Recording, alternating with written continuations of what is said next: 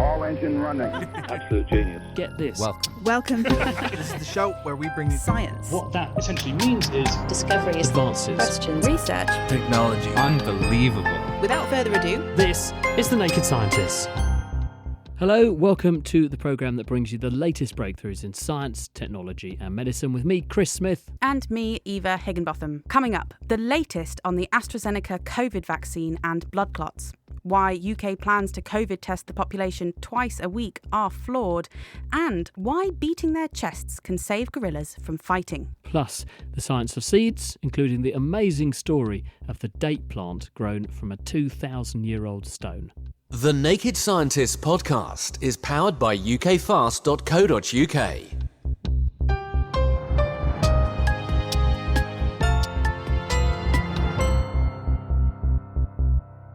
In a press conference earlier this week, the UK's medicine regulator, the MHRA, announced a change in policy around the use of the AstraZeneca COVID-19 vaccine.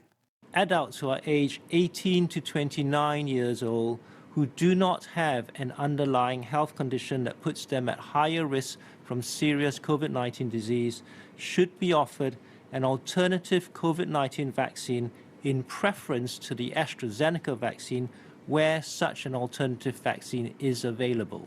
Wei Shin Lim from the Joint Committee on Vaccination and Immunisation.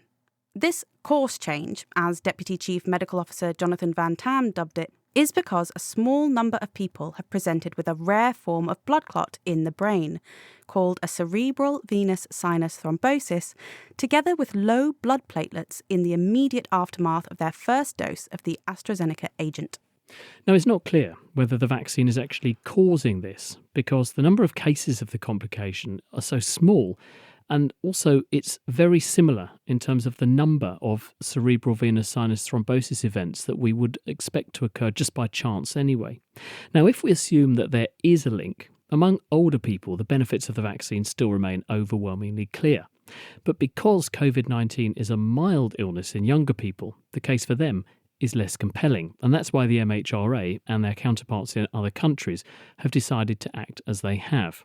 Michael Head is an infectious diseases epidemiologist at the University of Southampton, and he's been following the story. So we've had a small policy change, really, in terms of the use of the AstraZeneca vaccine here in the UK. It's now not going to be recommended as first choice vaccine for age under 30. Ideally, we'd use one of the other vaccines. So in the UK, that's Pfizer or Moderna instead. That's due to these recent reports of thrombotic events, these rare blood clots linked to the AstraZeneca vaccine. And the most recent investigation suggests that there's probably a causal event there, although there's still a lot of uncertainty around that. Indeed, they do say that if you're in the age group for which they are recommending a different vaccine going forward, if you've already nevertheless had one dose and you're in that age group of AstraZeneca's vaccine, you should carry on and have the second, which to me is a strong endorsement. Actually, they think things are pretty safe. Absolutely. And I think they have also said that the vast majority, if not all, of these thrombotic events were observed after the first dose. The regulators have expressed confidence in the vaccine itself. And I think the fact that we are seeing this open, transparent decision-making around issues of safety shows that it is taken very seriously. Can we look at the numbers then? And maybe you could use the numbers to explain why they've made the decision that they have. In other words, they've said we're going to have one particular course of action for people of a certain age group, but business as usual for everybody else.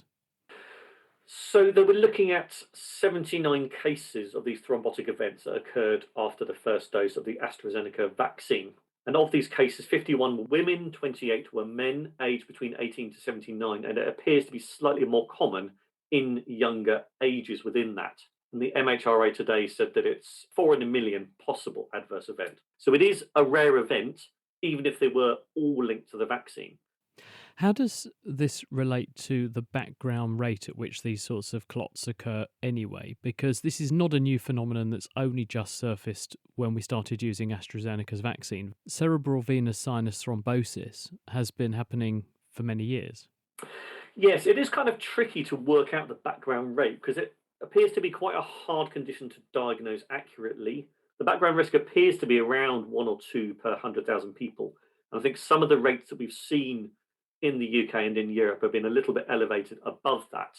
in terms of the events per number of vaccine doses. So that's partly what generated some of the safety signals that caused these investigations. So the rates appear to be a little bit higher in people who are using the vaccine, but not overwhelmingly so. So there is still that uncertainty as to whether some or all of these reported events have been linked to the vaccine.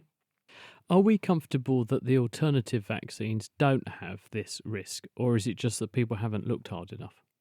Well, certainly the regulators have been looking, and certainly in the UK and across, I think, much of Europe, most of the vaccine doses handed out over the last few weeks have been AstraZeneca as opposed to Pfizer. But it doesn't look like there have been significant numbers of these thrombotic events in Pfizer or Moderna vaccines. Well, let's hope that remains the case. Michael Head there. Now, most of us enjoy snapping pictures using the camera on our phones, and although the quality can be very good, it could be better. And that's because the lens of the camera is made out of moulded plastic rather than the optically superior glass. Now, this is because, although glass was first made around 5,000 years ago, no techniques have existed to mould glass in the same way that we can for plastic. This makes manufacturing much more costly. Traditionally, glass is made out of sand or silica particles which are melted together at extremely high temperatures and then blown, ground or etched into the right sorts of shapes. But now Frederik Kotz at the University of Freiburg has developed a technology to make glass mouldable, potentially solving the problem. At the moment, there are a lot of components which are made out of plastics, which we actually want to have made out of glasses. But at the moment, we don't have the possibility to shape these components in glasses at a compatible cost. We developed a novel method which now allows to shape glass like classical plastic injection molding. What is injection moulding? You basically use a plastic, you melt it, and you inject it into a mold. And the nice thing is that this process is extremely fast and can produce a lot of components at once. How have you managed to make this new technology?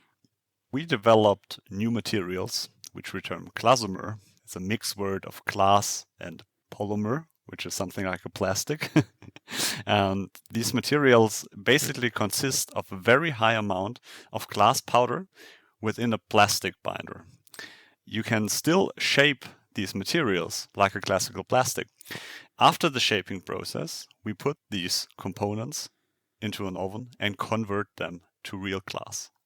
So is it like you have essentially a plastic goo that contains bits of sand? Exactly. It's basically like a plastic glue which holds together this really high amount of sand, glass particles. The glass that you get out of it at the end, is it the same as just regular glass? Yeah. What you get in the end is 100% glass. It's a really pure glass, which you maybe know the glass fibers which we use for high-speed internet. These types of glasses you can fabricate with this process. What's the benefit here? Because we've designed all of these machines and we've designed various different products to use plastic. Why should we ever really want to use more glass? Glass has some very unique properties which are superior in many aspects. Optical transparency, thermal and chemical resistance. These glasses can be heated up to a few hundred degrees and nothing will happen. The mechanical stability is also higher. There's a reason why a car windshield is always made out of glass and not out of plastic, because a plastic window would basically scratch over time. What about the environmental consequences of your technique? Is it better than normal glass? It's better. The huge advantage is that we don't melt the glass. We use a process which is called sintering, which is basically working at temperatures way below the melting temperature. So the temperature is really reduced. And we put a lot of effort also in designing this plastic binder that you can regain during this process a really high amount of this material and can reuse it multiple times. Is this going to be much more expensive than making something out of plastic like we've already organised the world to be able to do, or more expensive than making regular glass? In terms of making glass, it's actually cheaper, especially if you look into more complex class components. If you have multiple of these so-called etching processes, there you need really big clean room facilities, high-tech etching machinery, and this makes the class extremely expensive. Glass as itself is a super cheap material. It's even cheaper than many plastics which are out there. What sorts of applications do you think this new material might have? So we see a lot of applications in different fields, from optics like camera modules to data communication, coupling elements for glass fibers, to the pharmaceutical sector, vials for vaccines, which need to be stored at low temperatures where you need the thermal stability. Friedrich Kotz at the University of Freiburg, and his research has just been published in the journal Science. Welcome to the Naked Gaming Podcast with me, Chris Barrow. And me, Lee Milner. Every month we look at the latest gaming news. The primary way for the farm pigs was really to nose the joystick up and down. We review the biggest releases. You can easily sit down, play it, switch off, a bit like Crash Bandicoot, but instead you're inside a horror movie. And because there's a simulator for almost anything, we play some of the strangest ones available. I'm kind of like dragging the pigs. The pigs are laying eggs, and then coins are coming out of the eggs. The Naked Gaming Podcast from The Naked Scientists. Download it now wherever you get your podcasts.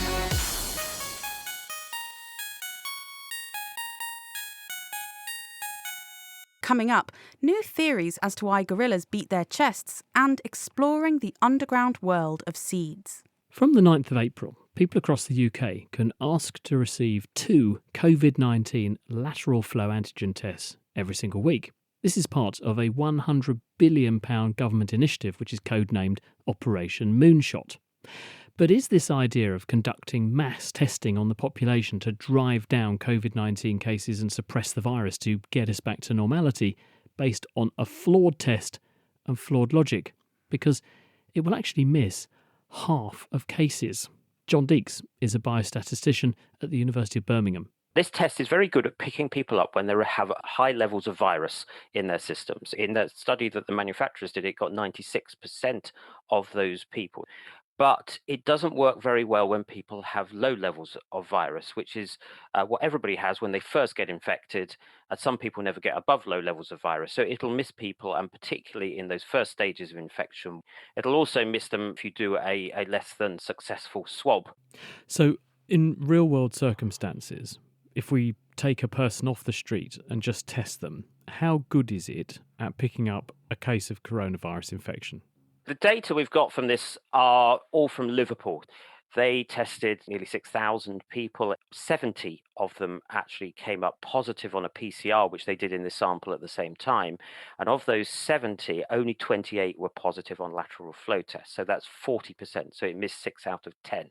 Now, we have to be a little careful because the PCR test stays positive for days, if not weeks, after you've had coronavirus, because it can't tell the difference between live virus and dead virus. And so they actually also produced analysis done in those who had the higher level of virus. They actually missed a third in the 39 cases in that sample which had the high level of virus. I think one troubling thing is that actually these numbers of 70 and 39, as this is the basis for our national testing policy, are a little bit shocking that we have only got this amount of evidence actually to tell us in the UK as to how well this test works. Yes, they're not big, robust, statistically large numbers, are they? But in terms of what you've just said then, maybe as many as half of cases will be missed when people do these lateral flow tests. It seems to be about that amount. Whether those cases are infectious is part of the discussion, because if they are dead virus, then it doesn't matter we miss them. But the concern is that some of those people will be infectious, they'll get a negative result, and they may be falsely reassured by getting that negative result. They may be disinhibited from continuing with all of the social distancing, mask wearing, not cuddling your granny that we've all been told to abide by. Because they've got a negative test result, most people think, well, that means I haven't got it, and take a negative test result as a green light to go and start behaving in ways which they could spread the virus, unfortunately. So if we look at ways in which, let's take the UK example, the government here are seeking to deploy this test. They're being given to school children so that they will test themselves a couple of times a week. from the 9th of April, people will be able to access these tests so that they can, if they're an adult, test themselves. Is this a valid strategy, or has it got flaws? Well, there are two missing pieces of evidence straight away. One is we have no evidence as how well people will do this test when they do it on themselves. The other issue is actually we've got no evidence to say how well does it work if we keep on doing this test every Monday and Thursday, for example, to the twice a week thing. So it doesn't seem right to me on any level that we're implementing a national policy when we don't actually have the evidence as to how well it's going to work. Well, we've considered whether or not the test can find positives in cases where the virus really is there. But what about in cases where the virus isn't there, but the test nevertheless still says positive? It gives a so-called false positive. How often does that happen? The data that we've seen on this is showing that it could be 1 in 1,000, or it could be even as low as 3 in 10,000 false positives will occur. The problem comes when we actually are using these tests in groups who are very unlikely to have disease, because there will be very few coming up with true positives. And so the ratio of those which are true to those which will be false becomes unfavorable. We saw this happen recently in the schools in the UK, where the rates of test positivity were so low, it was very clear that it must be that most of these positives are actually going to be false. Now, there's a reasonably easy way of mitigating this risk, and that is to test people with a PCR test if they've tested positive on the lateral flow test. People are also talking about, and the Netherlands have explored the possibility of using testing in this way for things like festivals or mass gatherings. This is where the failure of these tests to detect cases is the big problem, because if you started testing everybody going into a venue, there'll be some false positives, not many, but those people will be wrongly turned away. But the bigger risk is actually that we'll miss half the cases, as we started discussing. And so the venue will have, rather than having 20 people with COVID in it, it'll have about 10 people with COVID in it. So it's not making a venue safe, it's reducing the risk. It doesn't seem to be reducing it that much, in my opinion, to halve the number of cases. However, we need to think that these are the first generation of these tests, and lateral flow tests are available for other diseases which work far better than the ones we've currently got for COVID. So there's hope. But I think we need to be very careful and do very good studies to actually understand whether this is safe or not. Sobering, isn't it? John Deeks there. Let's turn to the animal kingdom now, and some interesting insights into why mountain gorillas do that thing that they're most famous for. Katie Haler reports. In the forests of Uganda, Rwanda, and the Democratic Republic of Congo, mountain gorillas beat their chests. But why? This could all be about saying, hey, look how big I am. According to a paper out this week in Nature Scientific Reports, by measuring the size of male mountain gorillas and recording the sounds of their chest beats, scientist Edward Wright and colleagues found larger males produce chest beats with lower frequencies than smaller males. In other words, the larger gorillas emitted a lower sounding chest beat, and the smaller gorillas made a higher sounding chest beat. The team first had to measure how big the gorillas were, which can't be easy as, for obvious reasons, you can't really get that close. So we use what we call the parallel laser technique. So we project 2 small green parallel lasers onto the gorilla, and they're separated by a known distance. And then we take a photograph with these 2 lasers in the photograph, which is then used as a scale to measure several different body parts of interest. And we also take care not to shine the lasers in their eyes. So we're usually taking photographs from behind the gorilla or from the side, but never from the front. Using the parallel laser technique, the team managed to figure out the distance across the shoulders of 25 males. Then, it's a question of recording the chest beats, which Edward says the gorillas don't do all that often, and you don't necessarily know when they're going to do it. So they ended up with recordings from 6 of the 25 gorillas. Sometimes you can predict when they're going to do chest beats. Sometimes they hoot before they chest beat.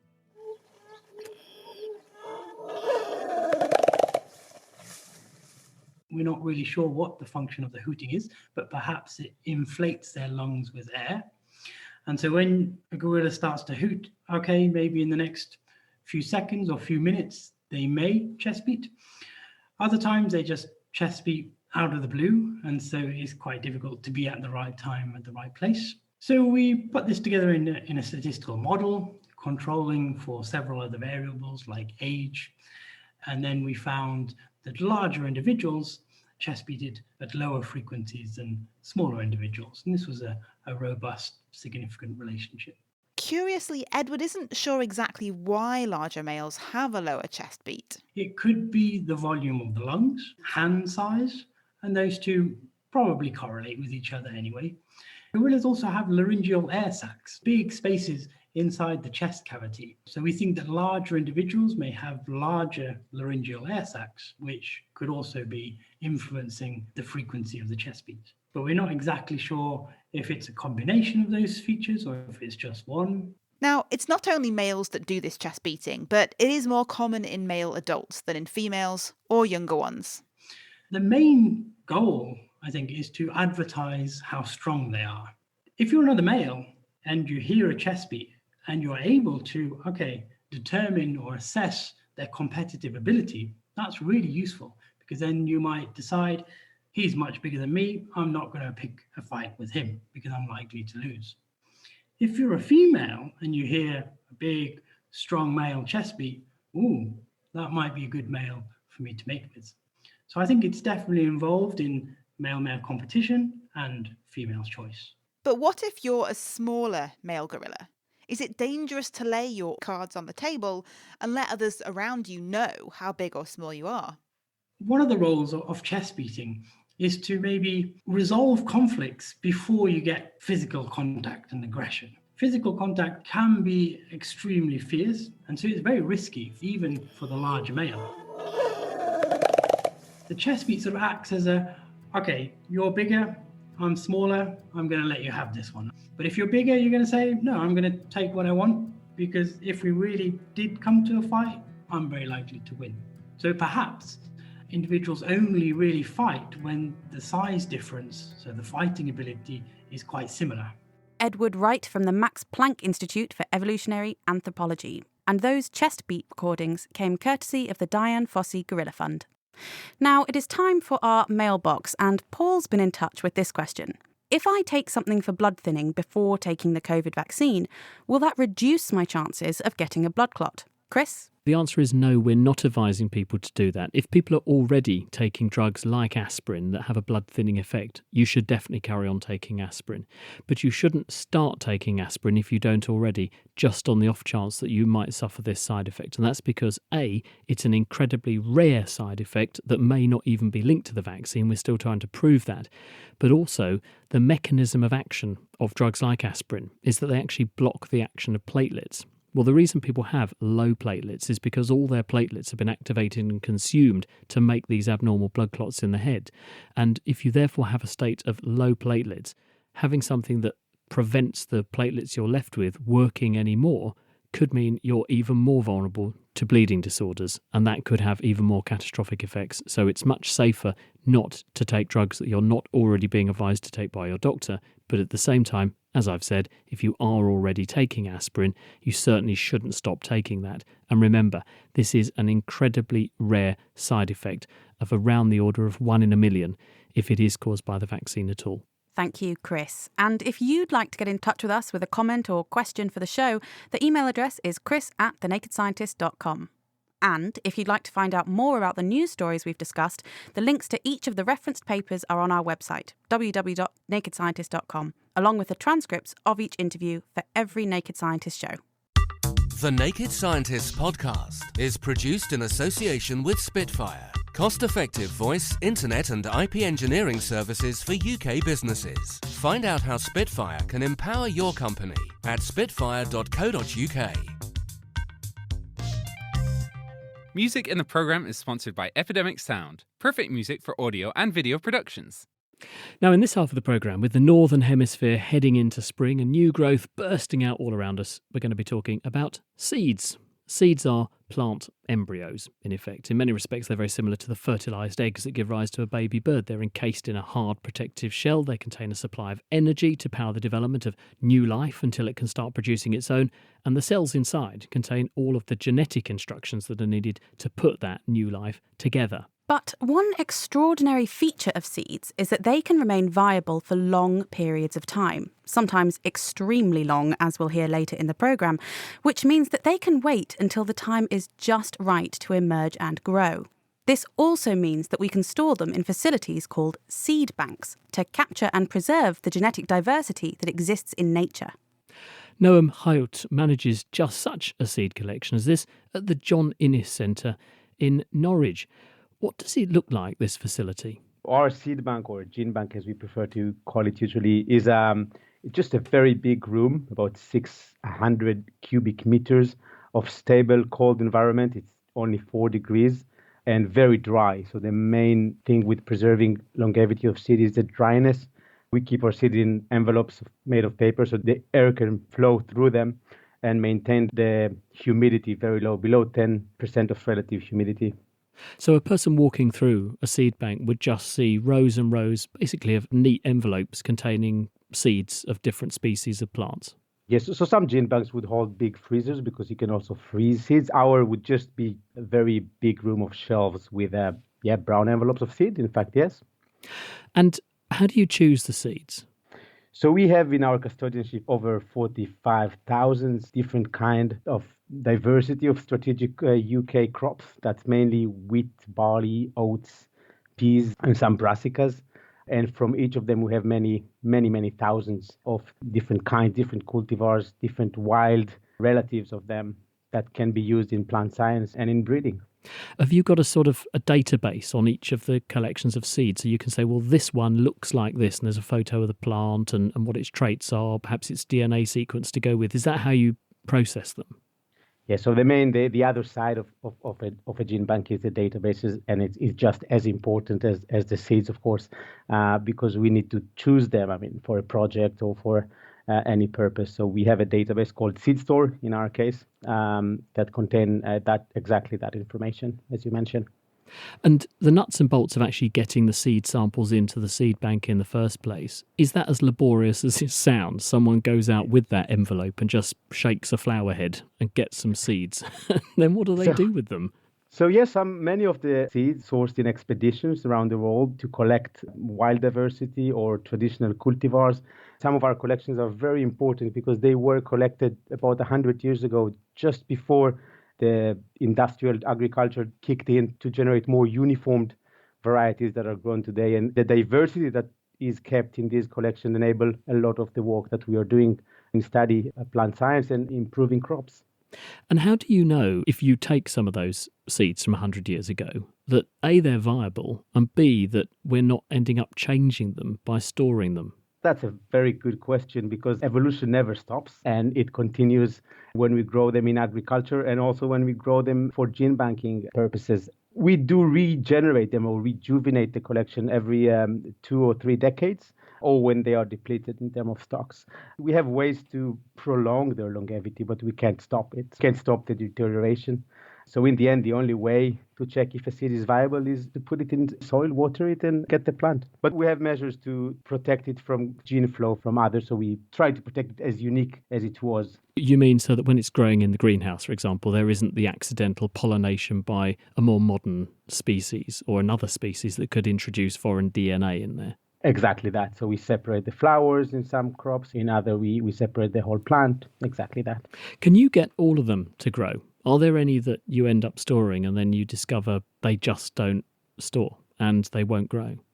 So the science of conservation is relatively new. It's only half a century and there is not a lot of empiric information. We have a lot of theory that helps us to predict how long a seed would preserve themselves in certain conditions from different species of different kind of seeds. But in the end, it's our responsibility as custodian of the collection to quality check them every so often to make sure that they are viable, and if not, to rejuvenate them and maintain them viable for usage. And while it's wonderful to have this, what are you actually going to do with it? What's its broader function in the long term? So there is kind of a notion in the public about seed banks that they are there for a kind of a doomsday scenario to restore lost things, and that's a minor part of it. But we are our bread and butter work. We are part of the chain that brings bread to the supermarkets and other crops to our shelves. We produce diversity, the raw material for plant breeders to improve crops, and diversity that underpins plant science. And we do it daily, and we send hundreds of samples yearly to end users. Later on in the programme, we're going to talk to somebody who has actually grown a date from a 2,000-year-old preserved date stone. I bet you haven't got a seed as old as that. No. Our seeds are much younger, and they date some decades back, as crop can do. But this is a famous and very exciting story in the field, absolutely. And I like the use of the word field there, very clever. Noam Hayut, thank you very much indeed. Now, seeds are robust because they have tough outer casings to protect the delicate embryo inside. But they can still fall foul to attack from microbes that can break in. These thrive in damp places like the soil, so many seeds have evolved special antimicrobial coatings to repel the threat. So, could we take a leaf out of the seeds book and use these chemicals to purify water? Manish Kumar thinks so. He's at the University of Texas at Austin. So, Manish, what are these coatings? So these coatings are essentially seed storage proteins, they call it. And it's very interesting that they're called that because it helps the seed survive attack from microbes. And the way it does it is by having proteins that can penetrate the membrane of, say, bacteria, but not human cells. So they're safe to eat, but they'll puncture a hole or fuse the membranes of bacteria and kill them. So that's what's in this protective coating in these seeds. And is this a coating that the seed itself has made, or is it a coating that its parent made and sort of covered it in? That's a good question. I actually don't know. I think the cells that are present in the seed express this protein and then distribute it throughout the tissues to provide it this antimicrobial function. And does it work on just bacteria? What about viruses and fungi too? Yeah, so this was new for us. So we were working with a specific seed from the Moringa oleifera tree, and we found that this one protein in the seed was actually attaching to virus. Then we figured out that this protein had domains that bind to fungi. So they do protect against fungi as well. It sounds like sort of a miracle substance that can help protect us from all sorts of things. Is there a way that we could try and exploit that? Yes. So what we do in our lab, or what we have been trying to do, is to use it for water purification. So when you take these proteins and attach it to, say, sand, and you flow water through it, and if your water has lots of microbes, bacteria, and even viruses now, almost all of it gets removed as the water passes through it. And this is very surprising because we use sand for water filtration in general in all water treatment plants, and they don't remove any viruses. And this removes billions of viruses per mil. So that's one thing we are working on. Have you actually done the experiment where you've taken, for example, some solution that has a known amount of a bacteria that we know causes illness in people, something like cholera, filtered that through with your seed protein, and then used what's come out, the filtered water, in an experiment to quantify how much bacteria was actually removed, and if you managed to remove enough to actually prevent infection in a person? Yes. So we have done this with E. coli. If there are billions of cells per mil, you can remove all of it. We can't measure it anymore. On the other side, we have removed virus solutions as well, different types, 2 or 3 different types. So we've done extensive studies on these, and it seems to be very effective. Is it all seeds, or is it just these moringa seeds? Yes, so this is a very interesting question. So all seeds that I've heard of have some antimicrobial properties, specifically onion seeds, seeds from mustard, rapeseed. So these are the ones that we know. These seeds have these cationic or charged antimicrobial peptides, they call them, that have very similar functions. But we have only gotten moringa proteins to work on attached surfaces. So all of these have antimicrobial properties. People have shown different levels of antimicrobial activity. But when we put them on a surface and try to remove bacteria in a filtration type of setup, for us, only moringa has worked. And we are trying to figure out why that is. So if I had some of these moringa seeds and went camping or something and I had some dirty water from a stream, could I just slap some of these seeds in, leave it for a bit and then drink it? Yes. So what you could do is you crush it with stone. And if you had a piece of cloth, you can dip your cloth in that water. And then you can make a little filter out of it and you pour water on one side. It has to go slowly. And the other side will have clean water. It's shocking. We've done this in the lab. We do it at demonstrations. Bacteria that are colored, and you can see clear water coming out on the other side. So it's very, very effective. It sounds amazing, but I'm wondering how scalable this is. Would we need to have big farms and plantations growing all of these seeds? Where do you think in the world using these seeds to clean water would be most beneficial?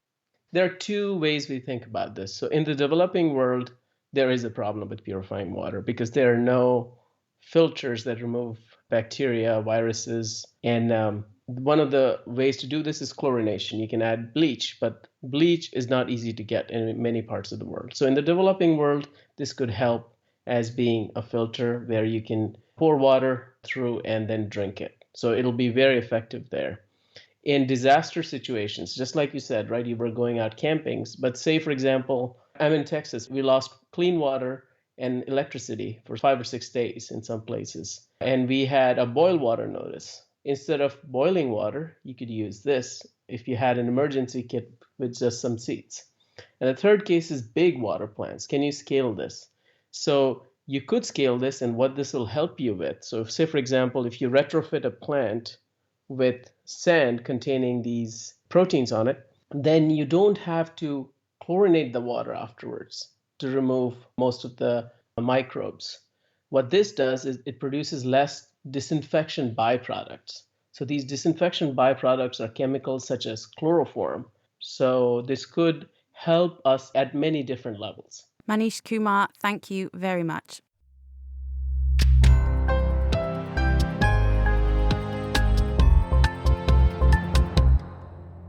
This week we're looking at the science of seeds. In a minute we're going to hear about the amazing story of some dates which have been grown from stones that were buried 2,000 years ago. And yes, you did hear that correctly.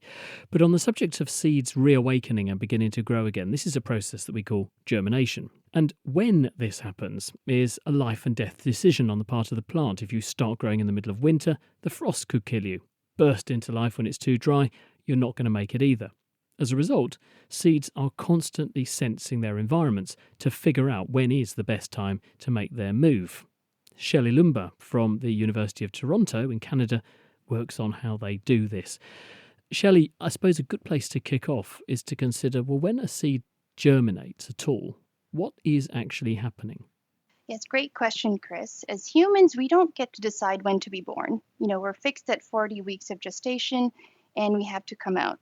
Plants, on the other hand, have evolved this amazing seed. They're basically freeze-dried embryos suspended in gelatin. And that means they can be preserved or, as you said, increase their longevity for a long period of time. And upon sensing the right conditions, like springtime and their immediate environment, they can make this life and death decision whether or not to start their life cycle.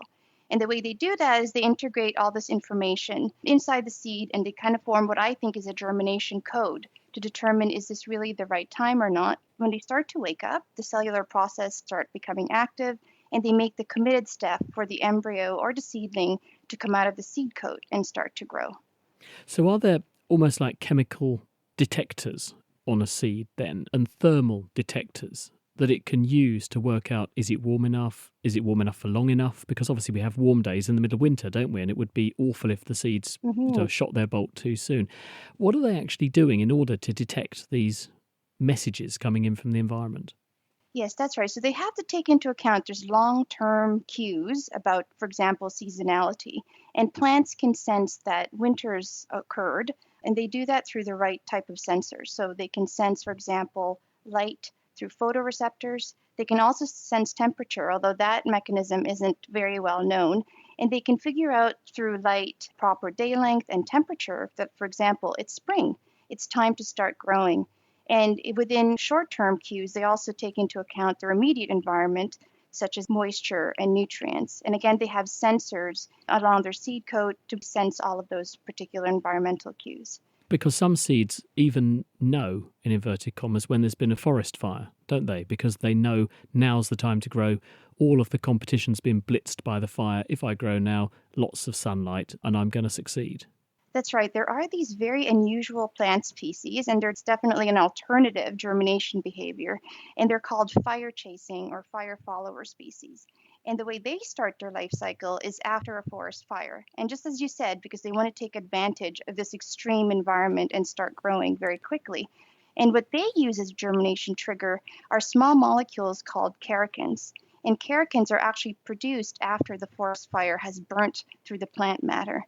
So fire-chasing plants can sense the characin, and that's what they use to trigger their germination, rather than the typical environmental cues that normal plants would generally use.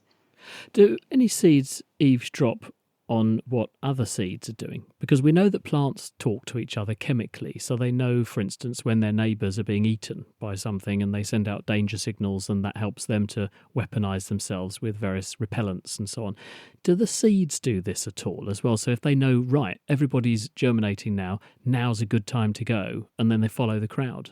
That's right. Unfortunately, this is the adverse effect of these small molecules in soil. So there's a very devastating parasitic plant which is called witchweed. Its formal name is Striga hermontheca, and it's a terrible plant pest in sub-Saharan Africa.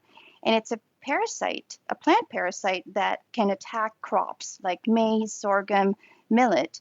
And the way that they've evolved their lifestyle to start their life cycle is to sense a chemical that's actually being exuded by host crops in the soil. So they've eavesdropped on the signal now, and then that makes them realize that there's a host nearby, and that triggers their germination.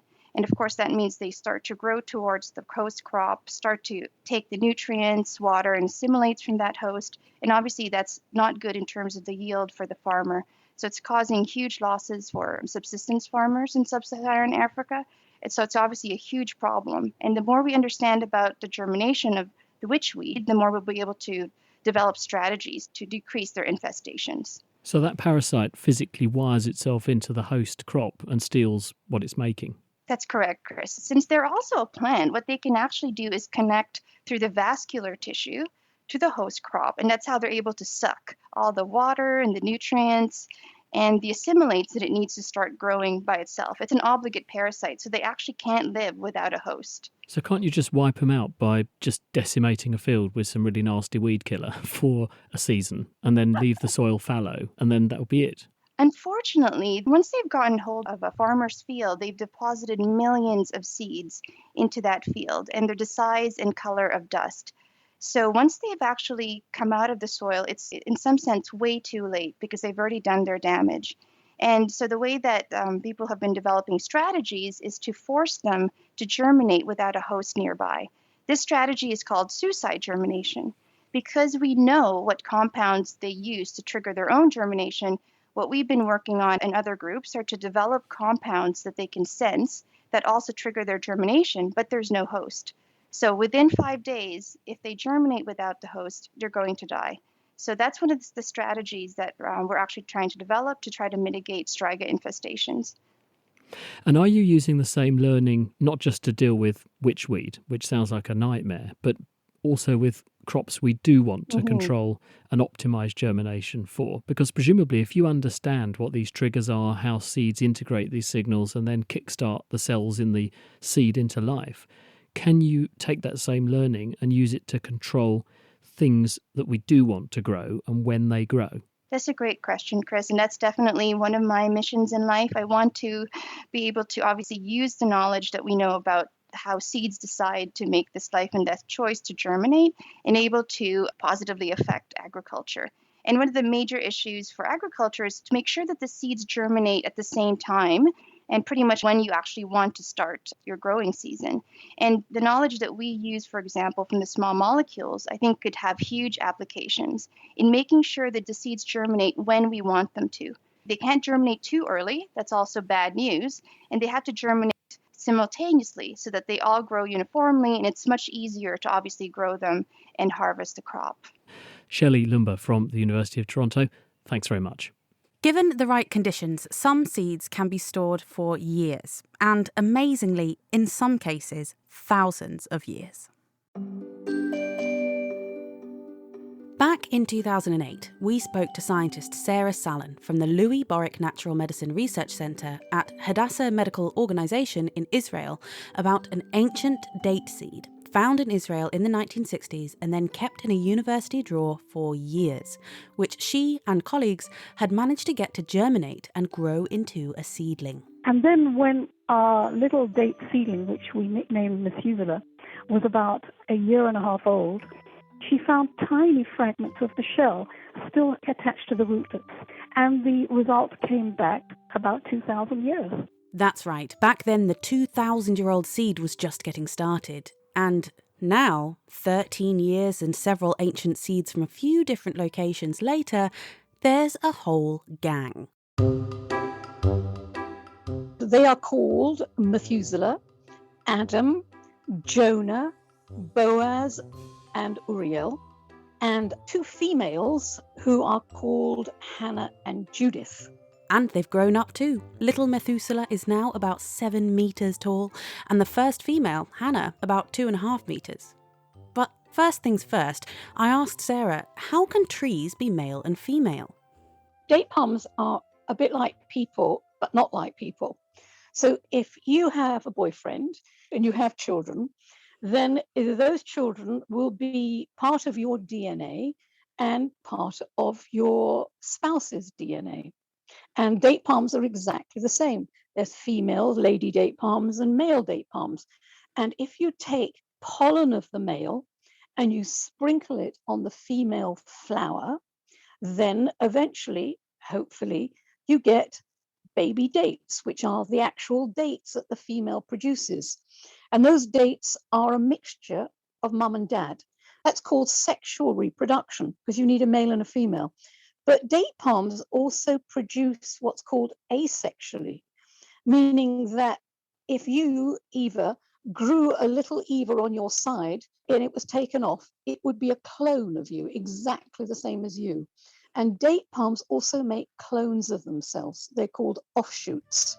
And then, last year, something very special happened.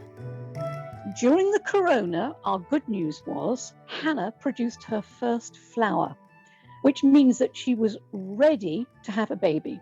So my colleague who grew the dates, Elaine Soloway, took some pollen from Methuselah and she pollinated the flower.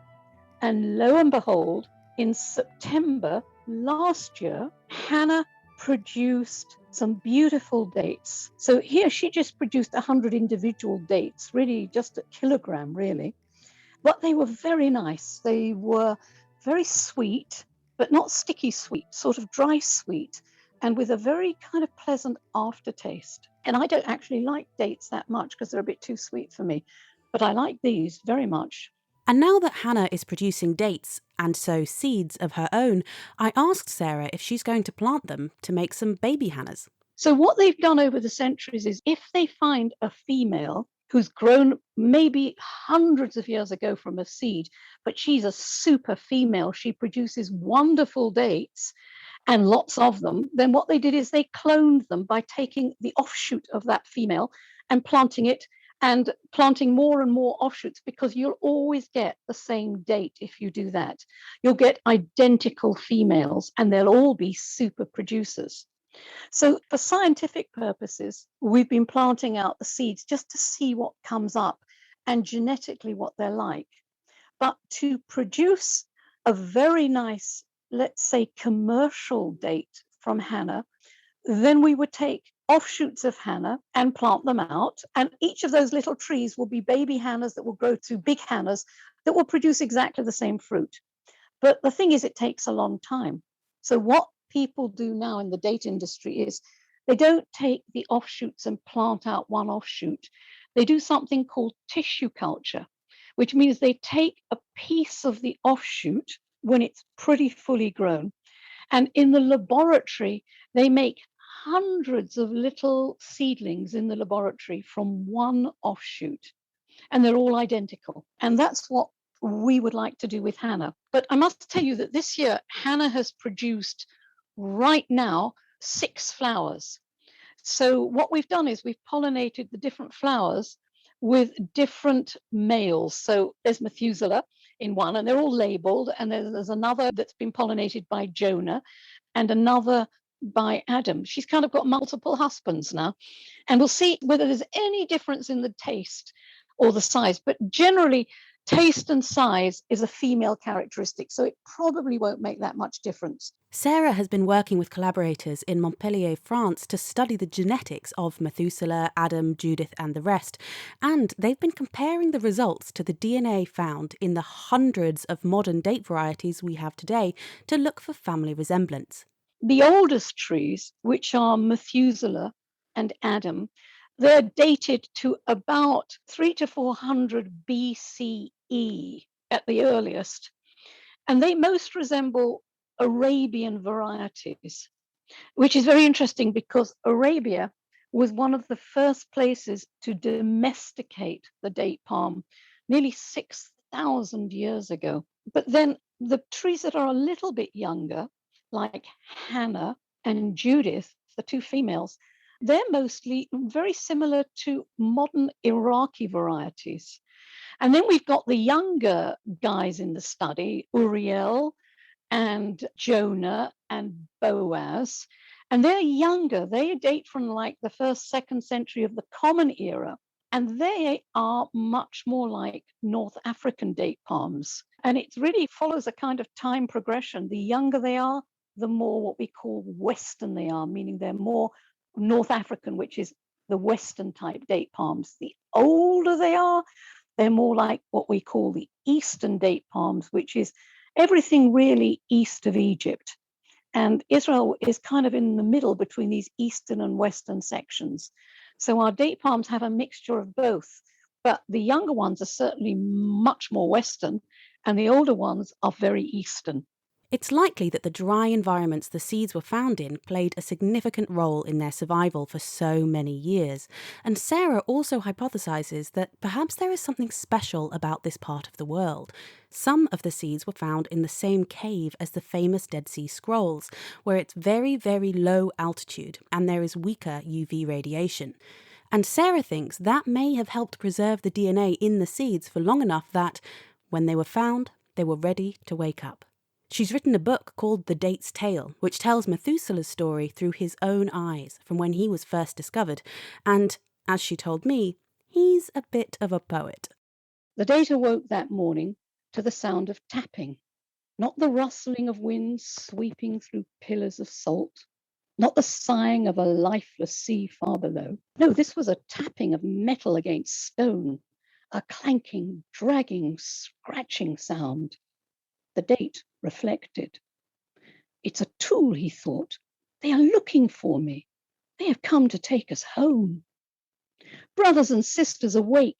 Our days of rest are over. They will plant us and tend us as they did when we were children. But the seeds did not stir. Not a thought, not a dream, not a sound disturbed their repose. Fellow seeds, said the date impatiently, they have come as they promised. Why do you not stir yourselves? But the seeds and the storehouse and the great palace built by a madman was silent. Only the tap, tap, tap of metal against rock echoed in the morning sun. Just a lovely story. Sarah Sallin there from the Louis Boric Natural Medicine Research Centre. And The Date's Tale is not yet published. So if you like what you heard and want to help her get it published, get in touch. Thanks also to our other guests on the programme this week, Noam Hayut, Manish Kumar and Shelley Loomba. So, from ancient varieties to modern gene banks, studying seeds allows us to better understand not just how we can prepare for the future and solve present-day problems, but how the plants we see around us came to be too. And to finish this week, we're going to stay on the plant theme, actually, because we've got this burning question from Nancy. Why does chili stay on your fingers for so long after cooking with them? Even after you wash your hands multiple times, it can still hurt if you touch your eyes. Have Have you ever been there? You've had a spicy dinner and afterwards, despite having washed up, you give your eyes a quick rub and suddenly there's pain everywhere. What is that all about? Well, Tim Woodman from the University of Bath has an answer. This is a great question. A simple answer would be that you haven't washed your hands well enough. But of course, it's a bit more complex than that. The active component in chilies, capsaicin, is a non-polar molecule, which means it's a lot happier interacting with oils and fats than with water. It's also extraordinarily potent, with tiny quantities able to produce a significant effect, as you have found when you get some in your eyes. As just so many of us have found to our detriment, but why is it so hard to get rid of? When capsaicin gets onto your hand, it finds a conducive environment. The skin is quite hydrophobic, i.e. it repels water, partly due to the presence of natural oils. When you try to remove it by washing, the capsaicin prefers to stay with the oils, even when soap is used. The distribution of capsaicin between the skin and the water greatly favours the skin, so even if you repeat the washing multiple times, some still remains. Which means that lots of hot soapy water is called for whenever you're cooking with chili, or gloves, as Chiral SPO pointed out on our forum. That's not the end of the chili story though. There's another, weirder reason it might stay on your skin. Capsaicin is used as a pain treatment and is delivered through the skin from a cream formulation. Here, the molecules of capsaicin are helped to pass through the layers of skin by some of the components of the formulation so that the drug can reach its targets. It's not impossible that a similar effect happens with chili juice. Some of the capsaicin not only stays on the surface of the skin, but actually enters the top layer of the skin, the epidermis. Over time, this may migrate back to the surface, and hey presto, you touch your eye and find yourself in pain yet again.